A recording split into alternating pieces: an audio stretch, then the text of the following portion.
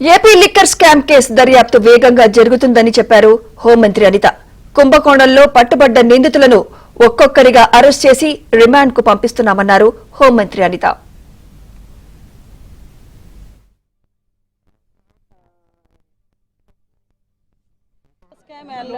Speedup అవుతుందన్న సంగతి కూడా మీకు తెలుసు.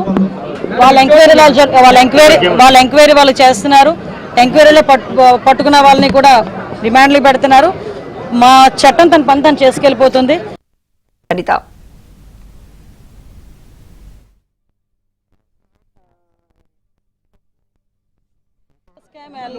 స్పీడప్ అవుతుందన్న సంగతి కూడా మీకు తెలుసు. వాళ్ళ ఎంక్వైరీ వాళ్ళు చేస్తున్నారు. ఎంక్వైరీలో పట్టుకున్న వాళ్ళని కూడా రిమాండ్లు పెడుతున్నారు. మా చట్టం తన పని తను చేసుకెళ్లిపోతుంది.